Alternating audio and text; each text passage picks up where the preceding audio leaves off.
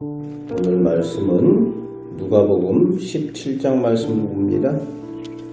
오늘 말씀에서 예수님께서는 작은 자 한 사람이라도 실족지 않게 하라고 그렇게 말씀하십니다. 믿음이 영혼이 실족하면 하나님과 멀어져서 영생을 잃어버리기 때문에 차라리 잠시 육신의 죽음을 죽는 것이 낫다는 겁니다.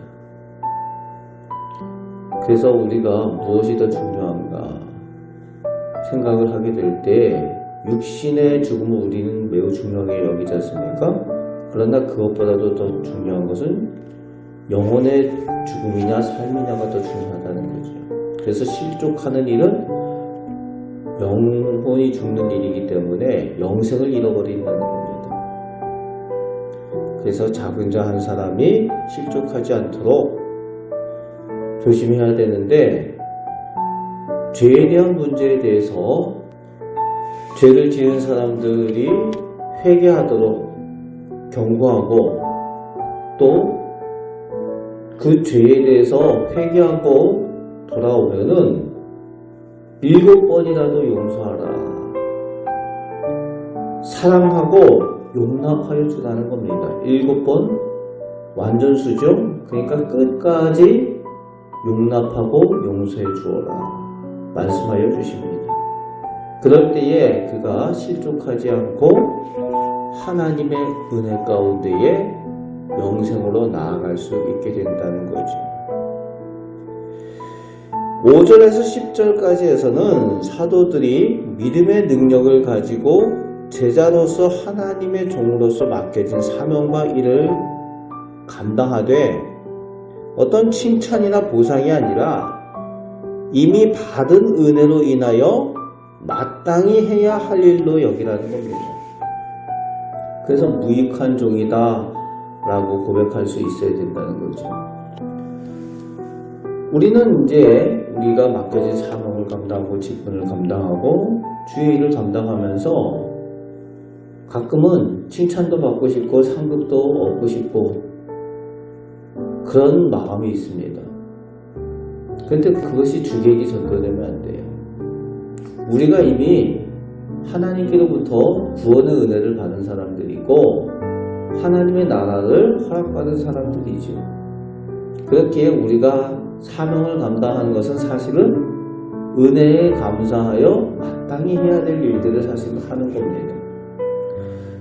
오늘 예수님께서 말씀하시는 비유에서 무익한 종이라고 고백하는 종의 비유는 그 종들이 주인에게 속하여 보호함을 받고 주인에게 속하여 또 그들의 생존이 보호받는 사람들입니다.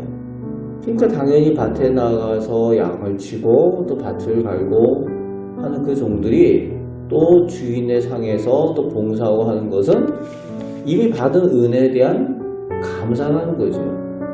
감사하기 때문에 당연히 해야 될 일이라는 거예요. 그래서 종의 입장에서는 칭찬받을 일도 상받을 일도 아니고 당연히 해야 될 일입니다. 그저 저는 무익한 종입니다 라고 고백할 때에 주인의 은혜 가운데에 계속 거할 수 있는 거죠.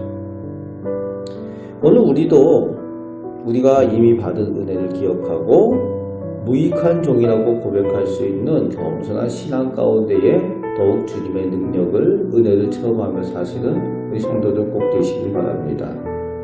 11절부터 19절에서는 하나님 외에는 고치실 수 없는 그 나병을 가지고 있었던 나병 환자 10명이 예수님께 고침을 받습니다. 10명이 고침을 받았는데 그 중에 예수님께 돌아와 감사한 사람은 하나님의 백성이라고 스스로 생각했던 이스라엘 사람 9명이 아니라 오히려 하나님의 백성에서 제외되었다라고 공공연하게 이야기되어졌던 사마리아 사람, 이방인 한 사람만이 예수님께 돌아와 나병을 고침받음을 감사하고 있습니다. 그에 대해서 예수님께서는 19절 말씀에 내 믿음이 너를 구원하였다 라고 선언하시는데 이미 나병은 남을 입었잖아요. 그러니까 단지 너의 육신만이 아니라 너의 영혼까지 구원을 얻었다 라고 예수님께서 오늘 선포하여 주고 계십니다. 그렇습니다. 감사의 중요함과 감사의 능력을 오늘 말씀으로 가르쳐 주고 계십니다. 20절에서 37절 끝절까지에서는 장차 완성되어 임하게 될 하나님의 나라와 종말에 예수님의 재림에 대한 것을 가르쳐 주십니다.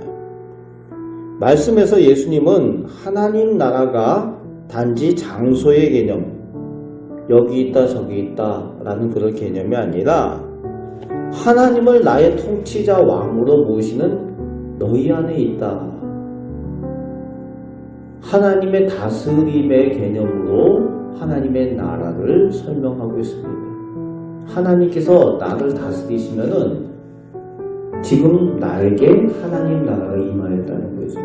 하나님의 통치의 개념이 하나님의 나라인 것으로 가르쳐주고 계시는 겁니다. 하나님께서 왕 되심으로 임하여 주신 그곳이 하나님의 나라가 있다라는 거죠. 또한 예수님의 재림의 모습에 대해서 설명하여 주십니다. 속지 말라고 하십니다. 예수님께서 재림하시는 모습은 은밀하게 이루어지는 것이 아니라는 거예요. 그래서 여기 있다 저기 있다, 인자가 여기 있다 저기 있다 해도 가지 말라는 거죠. 예수님은 다시 오실 때에 모든 사람이 다 볼 수 있도록, 알 수 있도록, 번개가 칠 때에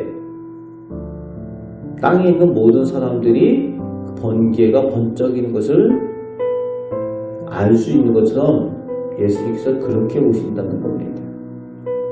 또한 갑자기 온다고 말씀하십니다. 예상치 못한 때에 오신다는 거죠. 노아 시대 사람들이, 롯 시대의 소돔 사람들이 다 장가가고 먹고 마시고 일상생활을 그저 행하던 그때에 어느 날 갑자기 멸망이 임한 것처럼 예수님께서 오시는 재림도 그렇게 임할 것이라고 말씀하십니다. 그리고 택함 받아서 구원 얻는 사람들도 어느 순간에 괴력감을 당하게 될 것이다 라고 말씀하십니다. 부지 중에 예수님께서 오시고 또 깨닫지 못하는 순간 데려감을 당하는 그때가 종말의 때요, 하나님 나라가 완성되는 때요, 재림의 때라는 겁니다. 우리는 늘 다시 오실 예수님을 기다리는 재림 신앙을 가져야 합니다. 우리의 믿음이 다시 오실 예수님을 잊고 있지 않는지 점검을 해보시고 오늘도 우리의 믿음, 우리의 소망이 주님께서 다시 오심으로 인하여 하나님 나라가 완성되어지는 그 믿음을 오늘도 소유하시고 믿음의 사람들답게 이미 하나님 나라를 소유한 그 믿음으로 살아가시는 능력의 우리 성도들 되시기를 주님의 말씀으로 축복합니다. 아멘. 기도하겠습니다. 아버지 하나님, 저희는 하나님께 이미 은혜 받은 사람들입니다. 마땅히 저희가 받은 사명과 또 저희의 직분을 감당하여 하나님 나라를 예비하고 또 하나님께서 기뻐하시는 믿음의 삶, 감사의 삶을 살기 원합니다.